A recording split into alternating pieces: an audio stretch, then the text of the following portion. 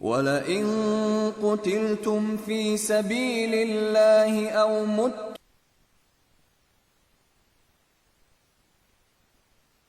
مُتُّمْ لَمَغْفِرَةٌ مِّنَ اللَّهِ وَرَحْمَةٌ خَيْرٌ مِّمَّا يَجْمَعُونَ. And were you to be slain or to die in the way of Allah, then surely Allah's forgiveness and mercy are better than all the goods they amass. وَلَئِن مُتُّمْ أَوْ قُتِلْتُمْ لَإِلَى اللَّهِ تُحْشَرُونَ. And were you to die or be slain, it is to Allah that you will all be mustered. فَبِمَا رَحْمَةٍ مِّنَ اللَّهِ لِنْتَ لَهُمْ وَلَوْ كُنْتَ فَظًّا غَلِيظَ الْقَلْبِ لَانفَضُّوا مِنْ حَوْلِكَ فَاعْفُ عَنْهُمْ وَاسْتَغْفِرْ لَهُمْ وَشَاوِرْهُمْ فِي الْأَمْرِ فَإِذَا عَزَمْتَ فَتَوَكَّلْ عَلَى اللَّهِ إِنَّ اللَّهَ يُحِبُّ الْمُتَوَكِّلِينَ. It was thanks to Allah's mercy that you were gentle to them. Had you been rough, hard-hearted, they would have surely scattered away from you. So pardon them and pray for their forgiveness, and take counsel from them in matters of importance. And when you are resolved on a course of action, place your trust in Allah. Surely Allah loves those who put their trust in Him. إِن يَنصُرْكُمُ اللَّهُ فَلَا غَالِبَ لَكُمْ وَإِن يَخْذُلْكُمْ فَمَنْ ذَا الَّذِي يَنصُرُكُمْ مِنْ بَعْدِهِ وَعَلَى اللَّهِ فَلْيَتَوَكَّلِ الْمُؤْمِنُونَ. If Allah helps you, none shall prevail over you. If He forsakes you, then who can help you? It is in Allah that the believers should put their trust. وَمَا كَانَ لِنَبِيٍّ أَن يَغُلَّ وَمَن يَغْلُلْ يَأْتِ بِمَا غَلَّ يَوْمَ الْقِيَامَةِ ثُمَّ تُوَفَّى كُلُّ نَفْسٍ مَا كَسَبَتْ وَهُمْ لَا يُظْلَمُونَ. It is not for a prophet to defraud, and whoever defrauds shall bring with him the fruits of his fraud on the day of resurrection, when every human being shall be paid in full what he has earned, and shall not be wronged. It is not for a prophet to defraud. When the archers, whom the Prophet, peace be upon him, had posted to defend the army against any attack from the rear, saw that the spoils of the enemy were being collected, they feared that the spoils might fall in their entirety to the lot of the soldiers who were then collecting them, and that they might therefore be deprived of their share. It was this idea which had impelled them to leave their posts. When the Prophet, peace be upon him, returned to Medina after the battle, he asked them to explain the cause of their disobedience. When he had heard their unconvincing stories, he told them, "You thought that we would act dishonestly, and would not deliver you your share." The verse alludes to this here. The purpose is to impress upon them that the messenger of God Himself was the commander of their army, that all their affairs were in His hands alone. What made them feel that their interests were not secure even in the hands of God's messenger? Did they think that a division of spoils under the direct supervision of the Prophet, peace be upon him, would be made in any manner other than that dictated by absolute honesty, trustworthiness, and justice? أَفَمَنِ اتَّبَعَ رِضْوَانَ اللَّهِ كَمَنْ بَاءَ بِسَخَطٍ مِّنَ اللَّهِ وَمَأْوَاهُ جَهَنَّمُ وَبِئْسَ الْمَصِيرُ. Is he who follows the good pleasure of Allah like him who is laden with Allah's wrath and whose abode is hell? How evil that is for a resting place. هم درجات عند الله والله بصير بما يعملون. They vary greatly in rank in the sight of Allah, and Allah sees what they do.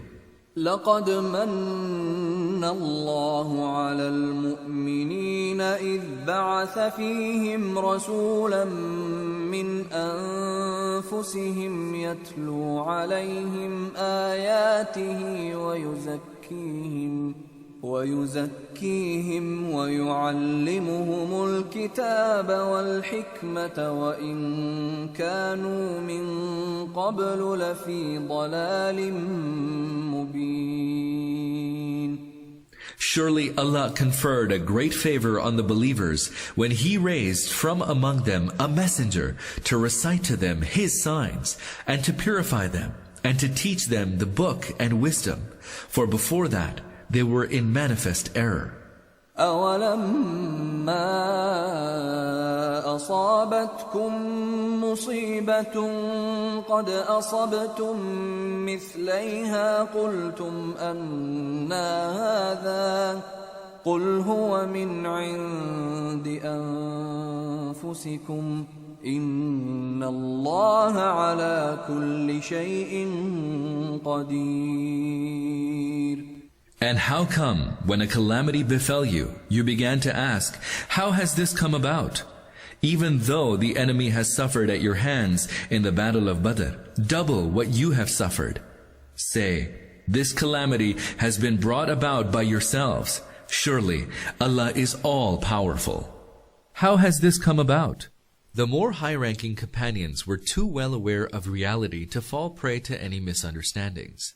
The ordinary believers, however, had thought that as long as God's messenger was in their midst, and as long as they enjoyed God's support and help, the unbelievers could never triumph over them.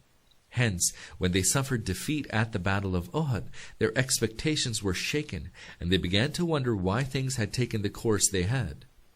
They wondered why they had been defeated, even though they had fought for the sake of God's true religion with God's support, and the messenger of God was with them on the battlefield. Furthermore, they were worried that the defeat had been at the hands of those who were out to destroy God's true religion.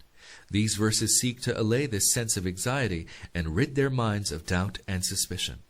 In the battle of Badr, double what you have suffered.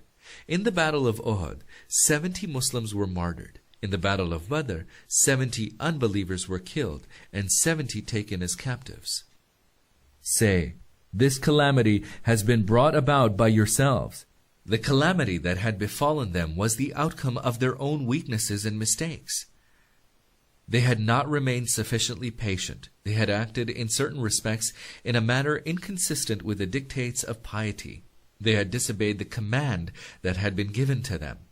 They were lured by material wealth, and they disputed and quarreled among themselves. After all this, was it still necessary to ask what caused the debacle? Surely, Allah is all-powerful. If God has the power to make them victorious, He also has the power to bring about their defeat. وَمَا أَصَابَكُمْ يَوْمَ الْتَقَى الْجَمْعَانِ فَبِإِذْنِ اللَّهِ وَلِيَعْلَمَ الْمُؤْمِنِينَ. What befell you on the day when the two hosts met was by the leave of Allah, and in order that He might mark out those who believe. وَلِيَعْلَمَ الَّذِينَ نَافَقُوا وَقِيلَ لَهُمْ تَعَالَوْا قَاتِلُوا فِي سَبِيلِ اللَّهِ أَوِ ادْفَعُوا قَالُوا لَوْ نَعْلَمُ قِتَالًا لَاتَّبَعْنَاكُمْ هُمْ لِلْكُفْرِ يَوْمَئِذٍ أَقْرَبُ مِنْهُمْ لِلْإِيمَانِ يَقُولُونَ بِأَفْوَاهِهِمْ مَا لَيْسَ فِي قُلُوبِهِمْ وَاللَّهُ أَعْلَمُ بِمَا يَكْتُمُونَ. And those who are hypocrites. And when these hypocrites were asked, come and fight in the way of Allah, or at least defend yourselves, they answered, if we but knew that there would be fighting, we would certainly have followed. They were nearer then to infidelity than to faith. They utter from their mouths what is not in their hearts. Allah knows well what they conceal. If we but knew that there would be fighting, we would certainly have followed. When Abdullah bin Ubay decided to withdraw from the battlefield with his men, several Muslims attempted to persuade him not to do so. Ibn Ubay replied that he was sure that there would be no fighting that day, and he assured them that had he expected fighting to take place, he would have gone along with them. الذين قالوا لإخوانهم وقعدوا لو أطاعونا ما قتلوا قل فادرءوا عن أنفسكم الموت إن كنتم صادقين. These are the ones who stayed away, saying about their brothers, had they followed us, they would not have been slain. Say, if you speak the truth, then avert death when it comes to you. ولا تحسبن الذين قتلوا في سبيل الله أمواتا بل أحياء عند ربهم يرزقون. Think not of those slain in the way of Allah as dead. Indeed, they are living, and with their Lord they have their sustenance. Think not of those slain in the way of Allah as dead. For an explanation, see Surah 2 and 155 above. فرحين بما آتاهم الله من فضله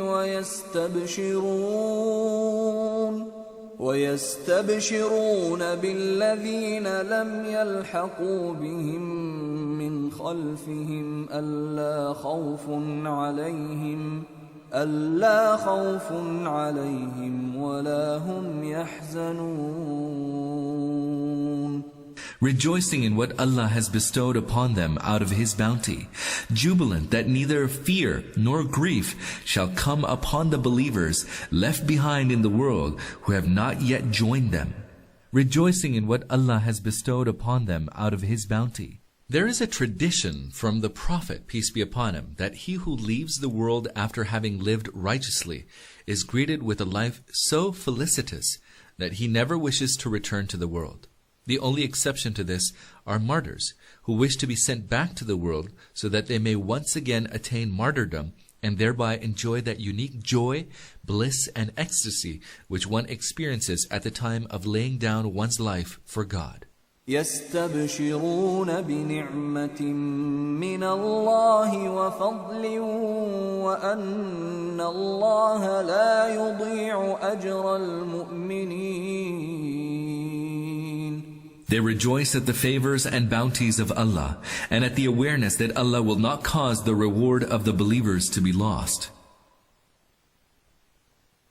الذين استجابوا لله والرسول من بعد ما أصابهم القرح للذين أحسنوا منهم واتقوا أجر عظيم. There were those who responded to the call of Allah and the Messenger after injury had smitten them. For all those who do good and fear Allah, there is a mighty reward. There were those who responded to the call of Allah and the Messenger. When, after the Battle of Uhud, the Meccan polytheists had traveled several stages of their journey, they began to tell themselves what a mistake they had made in allowing the opportunity to crush the power of Muhammad, peace be upon him, to slip out of their hands. At one place, they halted and deliberated among themselves about launching a second attack on Medina. They failed, however, to muster sufficient courage and carried on to Mecca. The Prophet, peace be upon him, for his part, also realized that they might attack once again. On the second day of Uhud, therefore, he gathered the Muslims and urged them to pursue the unbelievers. Even though this was a highly critical moment, the true men of faith girded their loins and were prepared to lay down their lives at the behest of the Prophet, peace be upon him. They accompanied him to Hamra al-Asad, 8 miles from Medina. The present verse refers to these dedicated men, after injury had smitten them.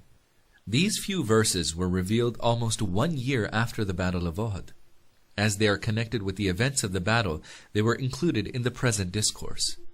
الذين قال لهم الناس إن الناس قد جمعوا لكم فاخشوهم فزادهم إيمانا وقالوا حسبنا الله ونعم الوكيل. When people said to them, "Behold, a host has gathered around you, and you should fear them," it only increased their faith, and they answered, "Allah is sufficient for us, and what an excellent guardian He is." فانقلبوا بنعمة من الله وفضل لم يمسسهم سوء واتبعوا رضوان الله والله ذو فضل عظيم. So they returned with a mighty favor and a great bounty from Allah, having suffered no harm. They followed the good pleasure of Allah. And Allah is the Lord of great bounty. إنما ذلكم الشيطان يخوف أولياءه فلا تخافوهم وخافون إن كنتم مؤمنين. It was Satan who suggested to you the fear of his allies. Do not fear them. Fear me, if you truly believe. If you truly believe. While returning from the Battle of Uhud, Abu Sufyan challenged the Muslims to another encounter at Badr the following year. But when the appointed time arrived, Abu Sufyan's courage failed him on account of the famine prevailing in Makkah that year. As a face-saving device, he arranged to send an agent to Medina who spread the rumor that tremendous war preparations were afoot among the Quraysh, and that they were trying to muster a huge army which would be so powerful that no other power in the whole of Arabia would resist it. The purpose of this rumor was to overawe the Muslims and discourage them from advancing towards Makkah, so that when the confrontation did not take place, it would be blamed on the timidity of the Muslims. The effect of this measure was such that when the Prophet, peace be upon him, urged the Muslims to accompany him to Badr, the initial response was not encouraging. Finally, the Prophet, peace be upon him, publicly announced that if no one would accompany him, he would go alone. In response, 1,500 devotees expressed their willingness and accompanied him to Badr. Abu Sufyan set out with 2,000 men, but after traveling for 2 days, he told his men that it seemed unwise to fight, that they would return the following year for the proposed encounter. Thus he and his men retreated. The Prophet and his companions stayed at Badr for 8 days waiting the threatened encounter. Meanwhile, they conducted business with a trade caravan which yielded them considerable profit. Later, when it became known that the unbelievers had gone back to Makkah, the Prophet returned to Medina. ولا يحزنك الذين يسارعون في الكفر إنهم لن يضروا الله شيئا يريد الله ألا يجعل لهم حظا في الآخرة ولهم عذاب عظيم. Let not those who run towards disbelief grieve you. They shall not hurt Allah in the least. Allah will not provide for them any share in the next life. A mighty punishment awaits them. إن الذين اشتروا الكفر بالإيمان لن يضروا الله شيئا ولهم عذاب أليم. Indeed, those who have purchased unbelief in exchange for faith shall not hurt Allah in the least. Theirs shall be a painful chastisement.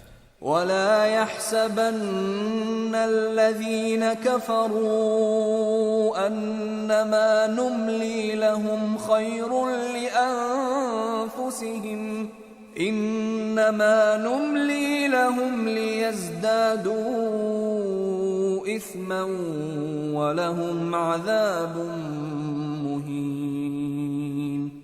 Do not let the unbelievers imagine that the respite we give them is good for them. We give them respite so that they may grow in wickedness. A humiliating chastisement lies in store for them. ما كان الله ليذر المؤمنين على ما أنتم عليه حتى يميز الخبيث من الطيب وما كان الله ليطلعكم على الغيب ولكن الله يجتبي من رسله من يشاء فآمنوا بالله ورسله وإن تؤمنوا وتتقوا فلكم أجر عظيم. Allah will not let the believers stay in the state they are. He will set the wicked apart from the good. Allah is not going to disclose to you what is hidden in the realm beyond the reach of perception, but He chooses from among His messengers whom He wills to intimate such knowledge. Believe then in Allah and in His messengers, and if you believe and become God-fearing, yours will be a great reward. Allah will not let the believers stay in the state they are. That is, God does not want to see the Muslim community in a hodgepodge condition with the true men of faith indistinguishable from the hypocrites. Allah is not going to disclose to you what is hidden in the realm beyond the reach of perception. This means that God does not resort to revelation to provide information as to whether specific individuals are true men of faith or hypocrites. God creates instead certain situations in which the faith of those who profess to believe is severely tested. The result is that the man of faith stand out clearly from the hypocrite. ولا يحسبن الذين يبخلون بما آتاهم الله من فضله هو خيرا لهم بل هو شر لهم سيطوقون ما بخلوا به يوم القيامة ولله ميراث السماوات والأرض والله بما تعملون خبير. Those who are niggardly about what Allah has granted them out of His bounty think that niggardliness is good for them. It is bad for them. What they were niggardly about will turn into a halter round their necks on the day of resurrection. To Allah belongs the inheritance of the heavens and the earth, and Allah is well aware of what you do. To Allah belongs the inheritance of the heavens and the earth. Everything in the heavens and the earth belongs to God alone. Hence the possession and use of anything by man is purely transient. For everyone will be dispossessed of his temporary belongings, and everything will ultimately return to and abide with God. If anyone therefore spends open-heartedly in the way of God out of his temporary possessions, he does so from property which ultimately belongs to God alone. Anyone who hoards his possessions and fails to spend them in the way of God is indeed stupid. لقد سمع الله قول الذين قالوا إن الله فقير ونحن أغنياء سنكتب ما قالوا وقتلهم الأنبياء بغير حق ونقول ذوقوا عذاب الحريق. Allah has heard the saying of those who said, Allah is poor and we are rich. We shall record what they have said and the fact of their slaying the prophets unjustly, and we shall say to them, taste now the torment of the fire.